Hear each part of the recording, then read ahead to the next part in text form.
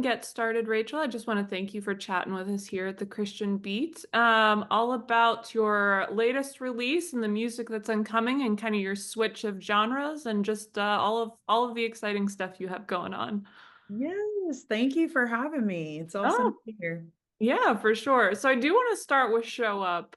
Again, that was the single you released earlier this year. You also had a live version that just recently came out. So I just want to talk a little bit about, the making of that track and kind of the message that you see in that and stuff like that.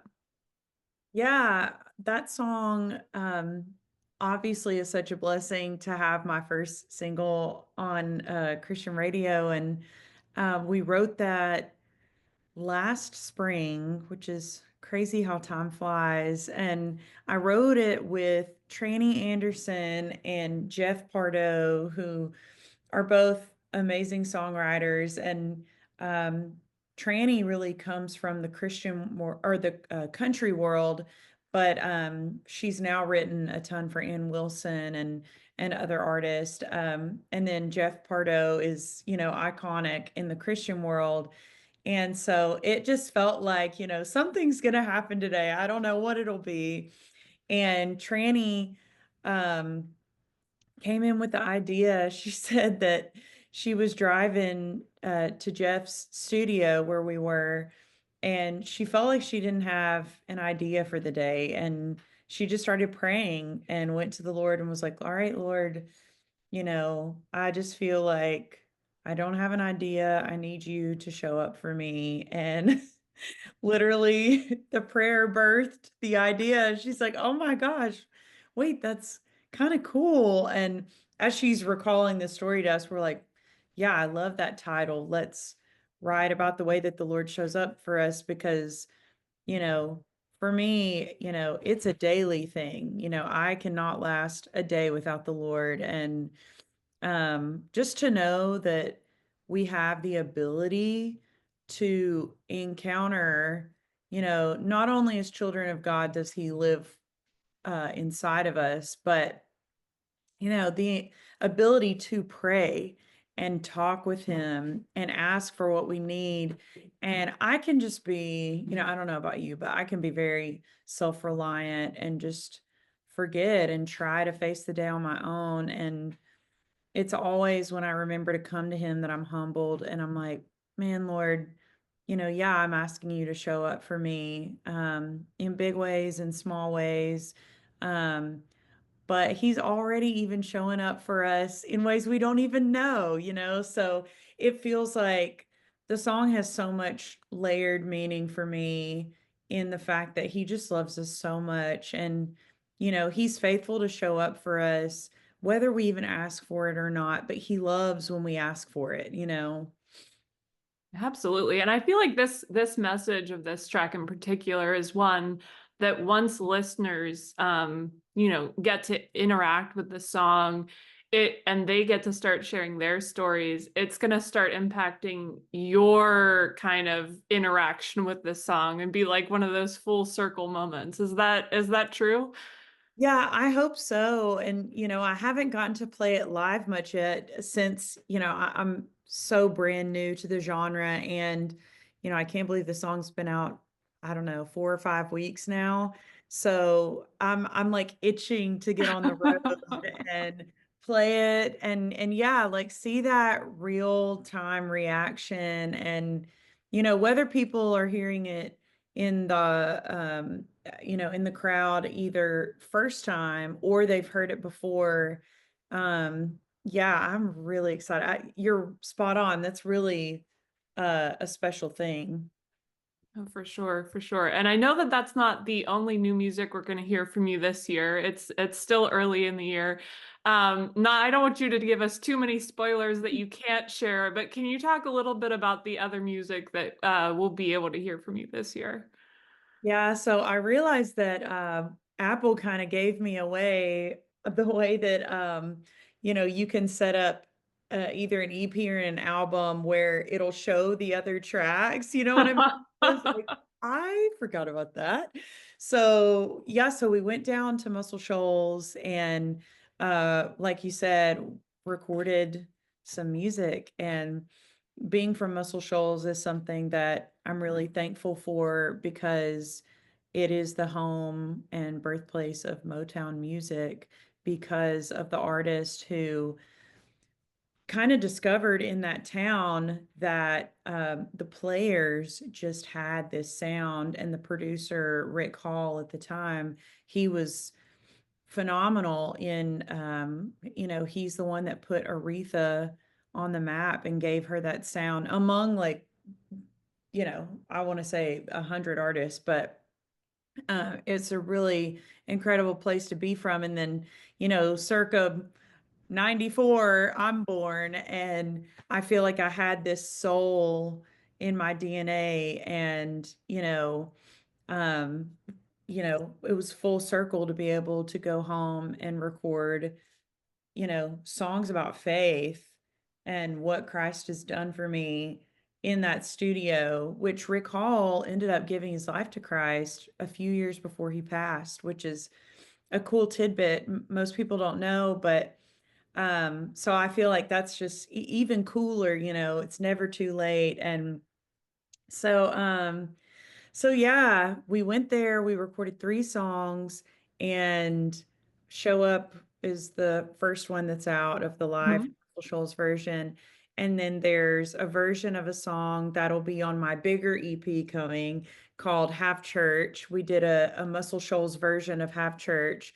And then we did a song called You Must Not Know My God.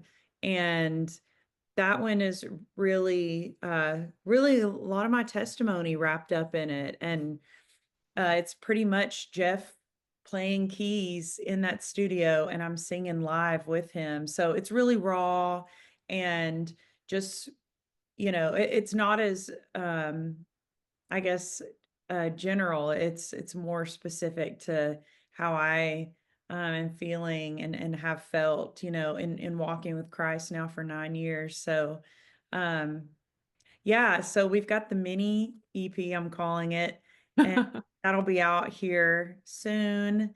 And then later, July-ish, we'll have a bigger EP. Really, it's gonna have a ton of songs, so it feels like an album for me. But yeah, so I'm itching to get it all out.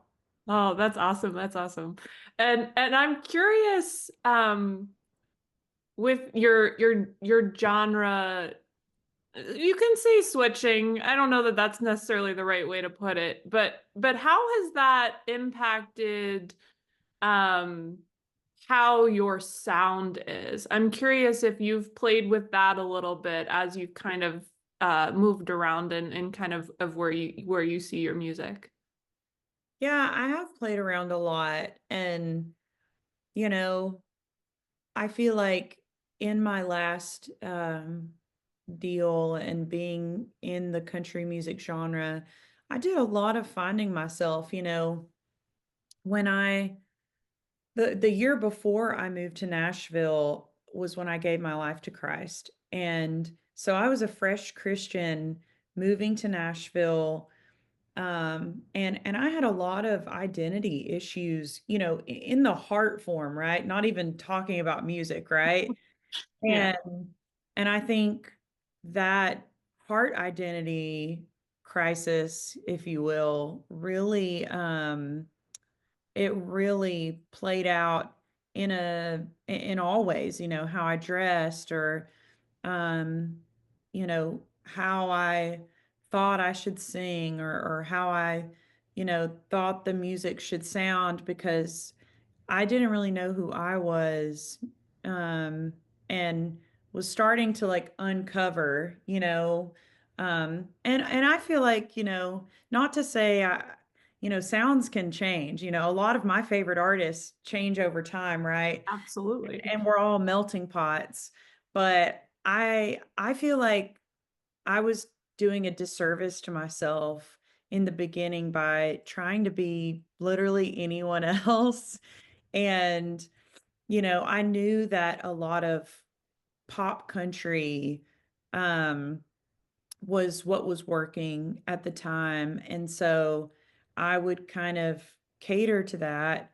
And in turn, it didn't resonate with the label, or even with me or many fans. And I think I tried here and there, but it just, I don't know. I think God did amazing things with it. And I feel like a lot of people were connected and touched with it. But it was really about halfway through that I was like, man, I am just miserable. And, you know, if I'm going to do this, I want to do this in a way that feels like serves the gifts that God has given me. What I sonically really love listening to. And um, country, in a way, found me because of the way I was discovered in my hometown at a younger age. Mhm. But I don't know if I ever resonated as much with the country genre, because a lot of it is about drinking and sleeping with people, to be frank. And God had redeemed me from a lot of that lifestyle in ways. And so it's interesting, you know, I now feel like I don't have to hold back because God was doing so much in my life and I couldn't write about it out front. At least I thought, right? Mhm. And to feel like I'm in an open space where I can just share, the greatest thing that's ever happened to me. Like it's just such a stark difference. And I know that he didn't waste any of that time because like I said, about midway through when I was really struggling, I felt like I didn't even know what I wanted to wear. Like I was just wanting to wear what everyone else was wearing, which is a lot of different styles. And I remember praying, I'm like, God, will you be my stylist? Like, show me, what do I like? What do I feel comfortable in? And I remember Pinterest one day. It was just like this vision was coming together. And then also I was leaning a lot more towards this soul sound that felt like my roots, but I never felt like I had permission to do that before. And so it was funny because like my style was matching my sonic style, and I just felt like I was being more real. And it was like, wow, Lord, this is really coming together. And then when he spoke to me, pretty much saying you're going to do Christian music, I was like, what? Like, I don't know. I'd never really considered it. Um, and at the same time, it was like, wow, this could be the best thing I could ever do. This, not to knock any other genres, of course, but for me, like, if I'm gonna die one day, I want to die sharing the gospel on the biggest stage that I can. Mhm. And so I know that was a lot to share, but um, it's been an amazing genre switch to answer, and I just feel like myself. Yeah, no, that absolutely. You probably answered two or three questions that I had with that, so I can't complain Okay, with good. that at all. Yes. But I will say, with with you saying playing around with sound, you know, I've wanted it to lean more of this retro, almost 70s style a little bit. But I also grew up on a lot of pop. So I'm excited to kind of marry, I loved like Adele and Katy Perry and Mhm. um, a lot of the Celine Dion, a lot of these big voices. And I loved listening to their stuff mixed with like soul, and Redding, like sitting on the dock of the bay. Mhm. And so I really like, I'm hoping it'll kind of have those two mixed together, if that makes sense. Yeah, absolutely. Yeah. And it's you have some more of that freedom, if you will, to play around with that. So that's awesome.